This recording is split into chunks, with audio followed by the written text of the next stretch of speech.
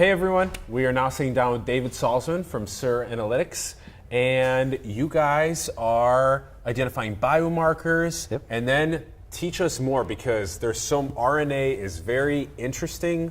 How does that relate to DNA, and then what exactly are you guys doing? Right, that's a great question. So when you think about what biomarkers are, they are molecules within our body that we're using to try and tell us about something, usually disease or a disease state. So we have a couple things to choose from. We have DNA, we have regular RNA, there are proteins, there's macromolecules, and then there's small RNAs. So, whoa, that's already a lot of different things. So what we've learned over time is that small RNAs are actually better classifiers of all the different tissues in our body than any of those other types of biomarkers. So we can use them to do things like diagnose cancer and do things like detect diseases at their very earliest stages, because you can find aberrantly expressed small RNAs in the bloodstream, and because we can map them back to a certain tissue that they came from, we can actually know what type of tissue is being affected. So they can replace imaging. They can replace things like Whoa. MRIs. Whoa, okay, so then am I taking your proprietary drug to find this in my body?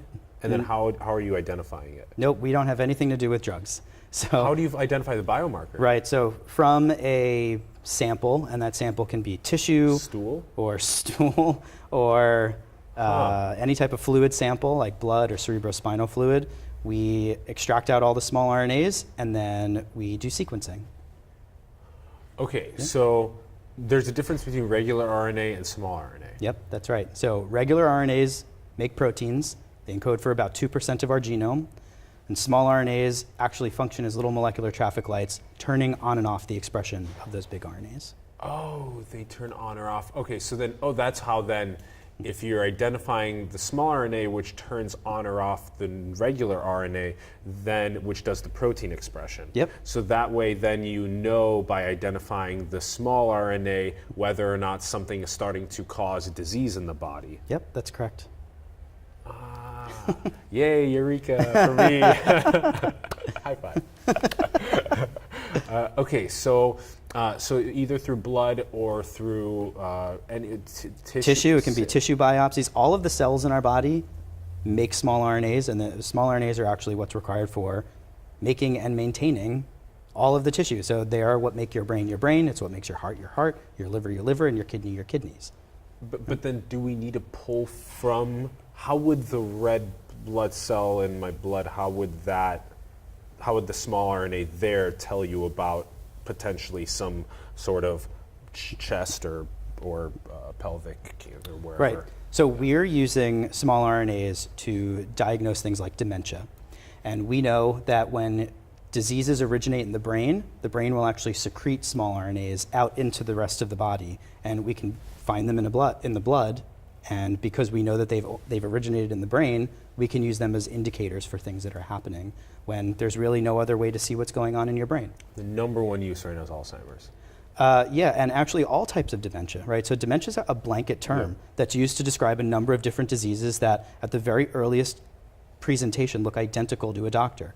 So being able to tell the difference between Parkinson's and Alzheimer's and vascular dementia and progressive supranuclear palsy and all of these other types of rarer types of dementia that right now cannot be classified until a patient is followed longitudinally for about 4 years of time. There's no way to do that. So small RNAs hold the potential to do that, because we know that the underlying biology that's creating those different diseases can be detected in the bloodstream, because again, we can map these small RNAs back to the underlying biology that's affecting the cells. So walk us through how dementia is occurring and how that's changing the small RNA. Right, so dementia is a disease of the neurons, but every type of dementia has a different underlying biology, right? Alzheimer's is different from Parkinson's, which is different from Huntington's disease. And because of that, we would find unique signatures for each type of disease in the blood. Okay, and then as an example, how would Alzheimer's or Huntington's or Parkinson's affect the small RNA? Well, because the neurons are sick, and they're sick in a very particular biology, there's a certain biological pathway that's altered. Oh, okay. And because of that, that leads to altered small RNAs. Right? Okay. Okay. So the pathways that Got it. make And then Huntington's you've are different. identified that. Yep, that's exactly what we do. Okay. So we identify the small RNAs that can classify those different diseases. Okay. Got it. Got it. And then that's the main ones is the neurological diseases for now. Yep. Well, Okay. that is where I certainly see the biggest need. Yeah.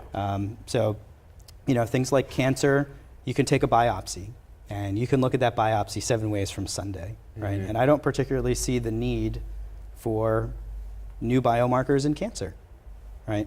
Maybe things like early detection, where you could use small RNAs to, detect cancer before a patient gets sick or before you can see it via imaging.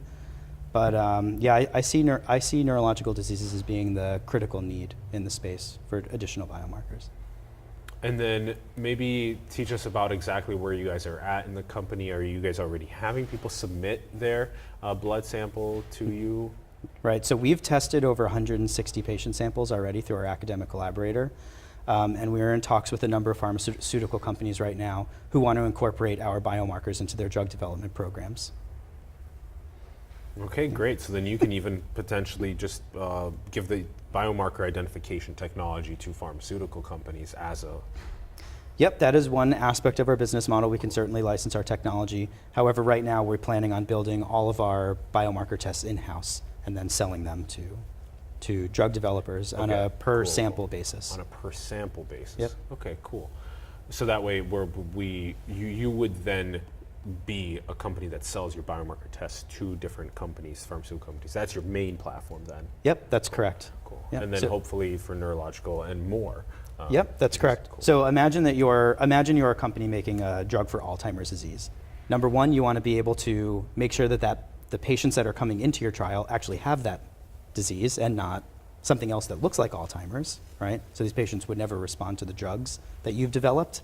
Mm-hmm. And those types of people would get tested once at baseline, and you could say, yes, come in, or nope, we don't want you. You're actually a candidate for a different type of clinical trial. Or we could do things like test pharmacodynamics, where we would be testing a patient before and after treatment and seeing how these small RNA profiles change in response to drug.